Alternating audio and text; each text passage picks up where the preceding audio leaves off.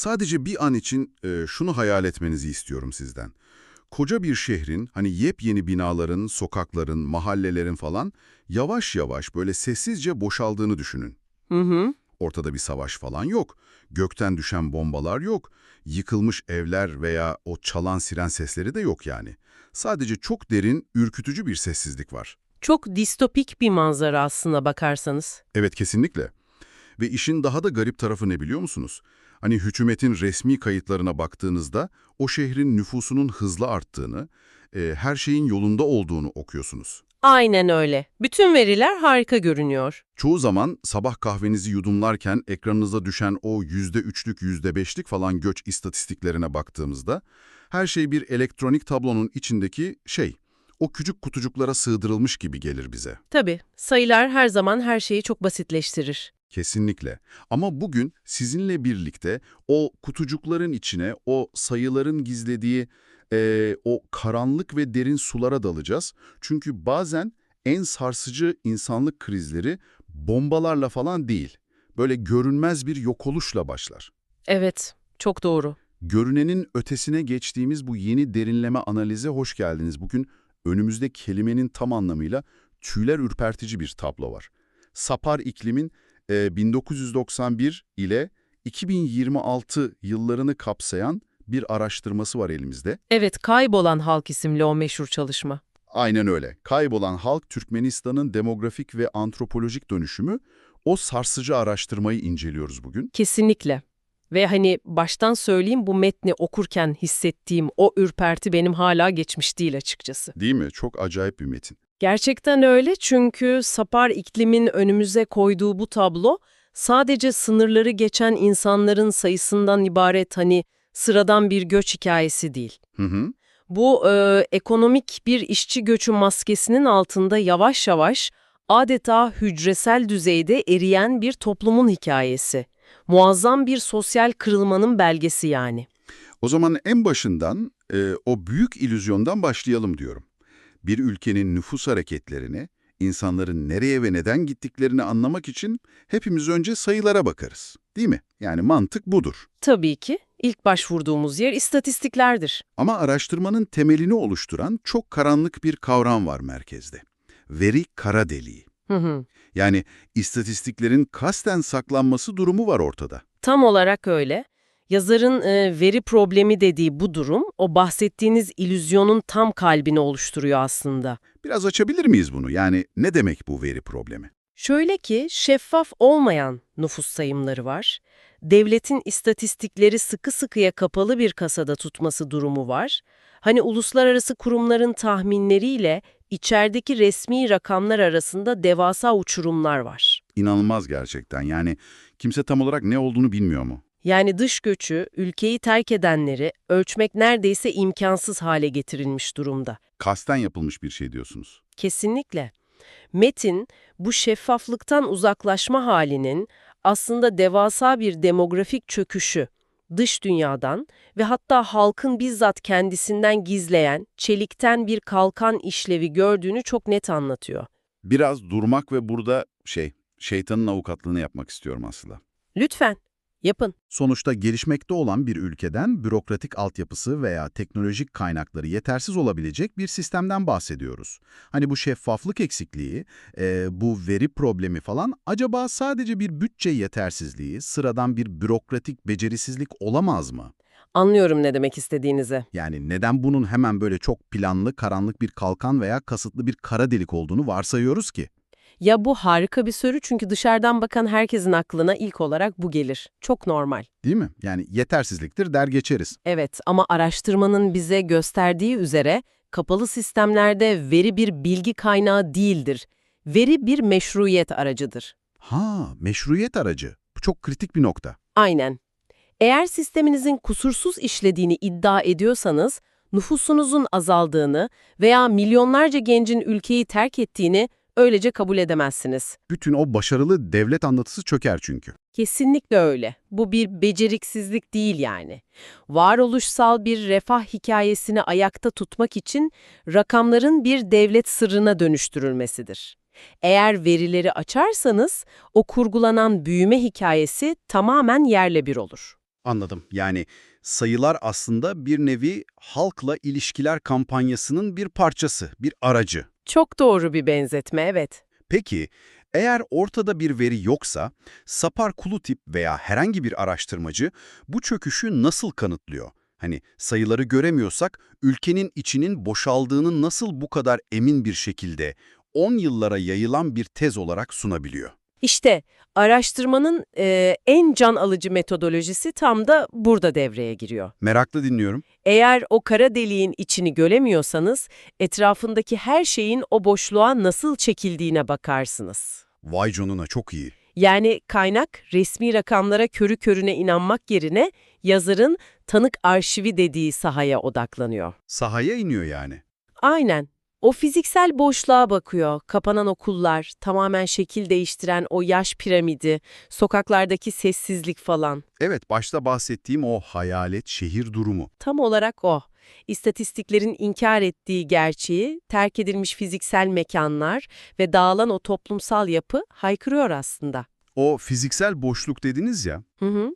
bu bizi aslında makro düzeydeki o istatistik tartışmalarından çekip sokağa, mahalleye, yani meselenin ta kalbine indiriyor.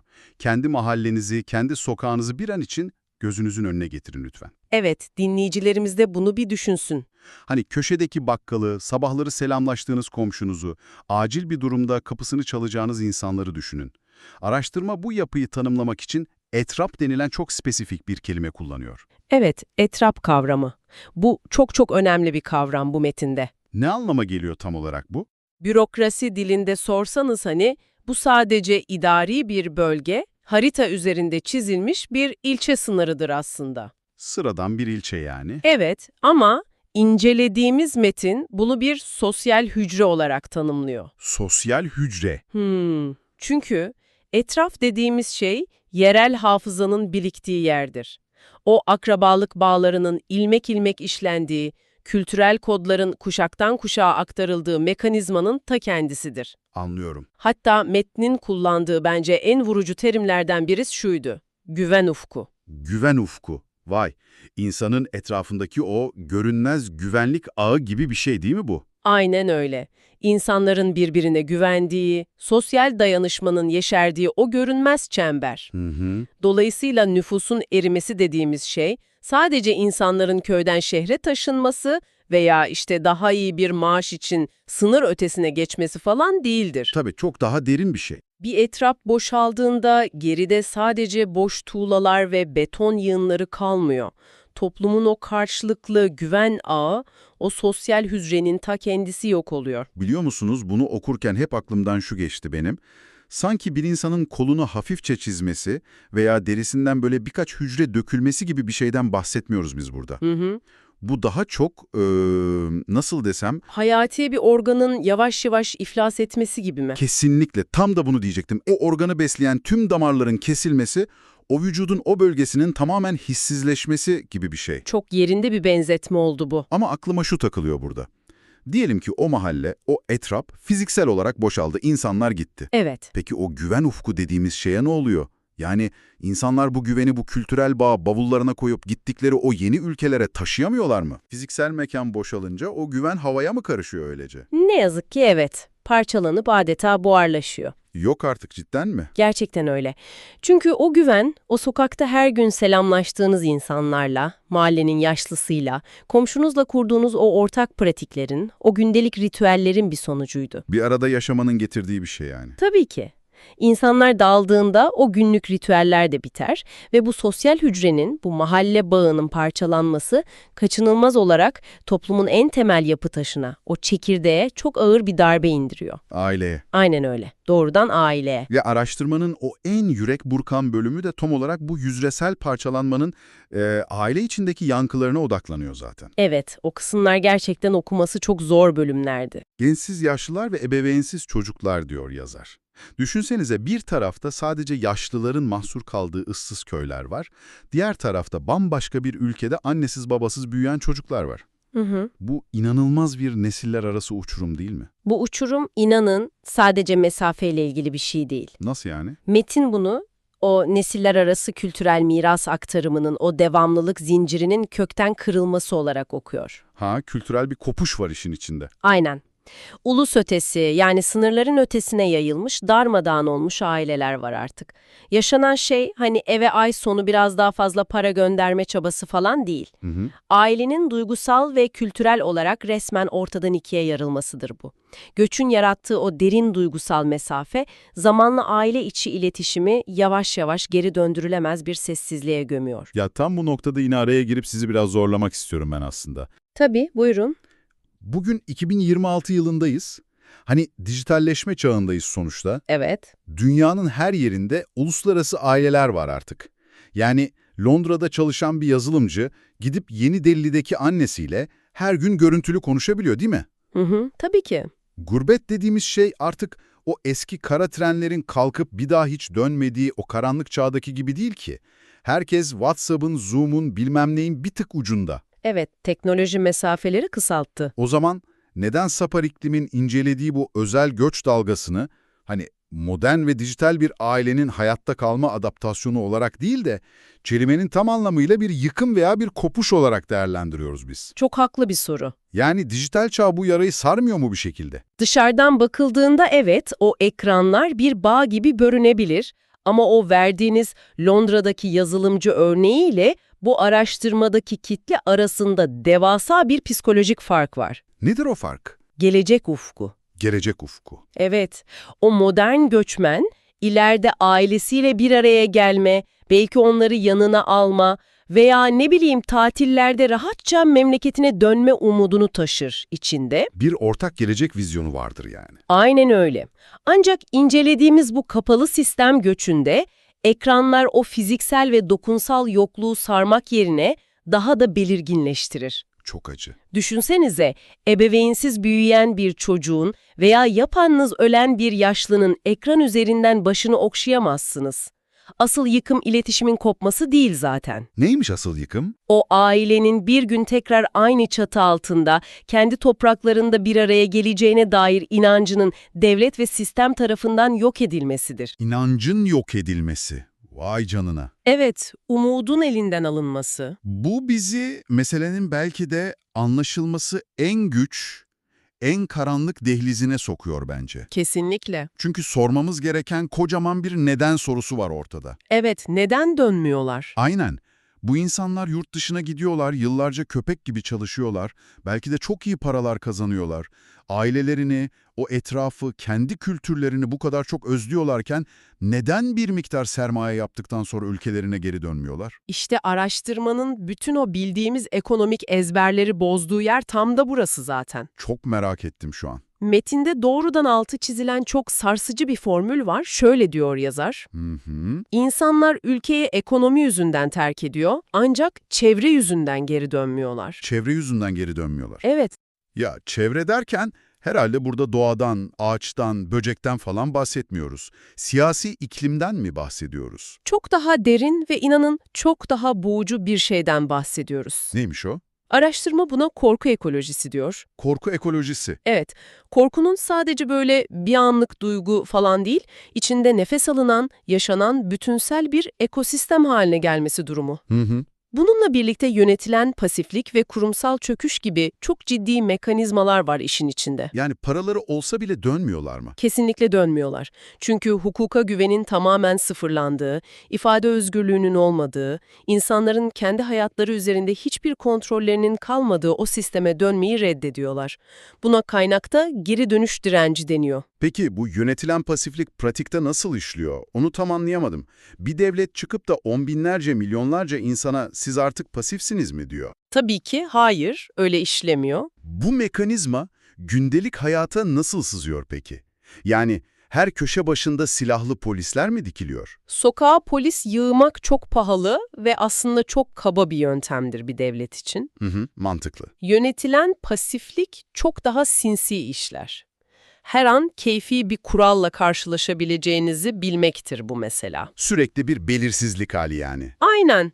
Pasaportunuzun süresinin uzatılmaması ihtimalidir. Siz yurt dışında küçük bir eleştiri yaparsanız, ne bileyim bir tweet atarsanız, geride kalan yaşlı annenizin işinden veya evinden olabileceği korkusudur. Korkunç bir şey bu. Sistem sizi hiçbir şey yapamayacağınıza, hiçbir şeyi değiştiremeyeceğinize o kadar derin bir şekilde ikna eder ki o korkuyu içselleştirirsiniz artık. Kendi kendinizin polisi olursunuz. Harika ifade ettiniz, kendi kendinizi sansürlersiniz.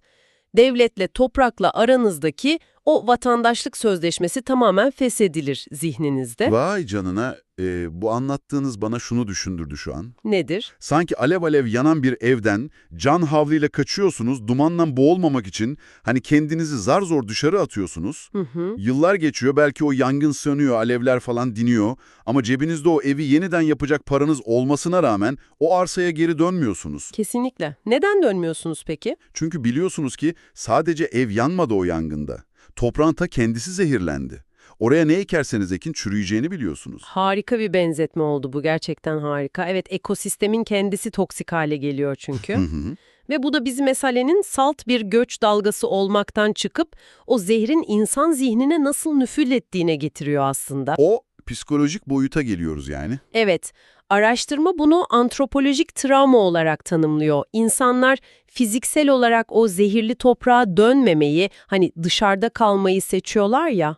Evet, geri dönüş direnci demiştik. Aynen öyle, ama fiziksel olarak orada olmamak, psikolojik olarak o ülkeyi, o yaşanan devasa travmayı zihinlerinden atabildikleri anlamına gelmiyor maalesef. Tıpta çok bilinen bir durum vardır, bilirsiniz belki. Fantom ekstremite sendromu mu demek istiyorsunuz? Ta kendisi. Hayalet uzuv sendromu.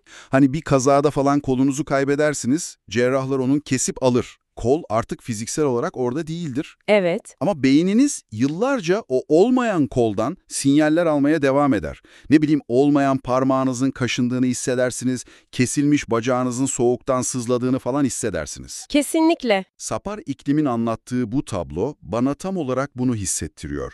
O insanlar için o ülke, o mahalle, o etraf hani fiziksel olarak hayatlarından kesilip atılmış ama yokluğunun, o kaybedilmiş vatanın acısı içten içe kanamaya, sızlamaya devam ediyor sanki. Bu gerçekten çok ama çok vurucu bir analoji oldu.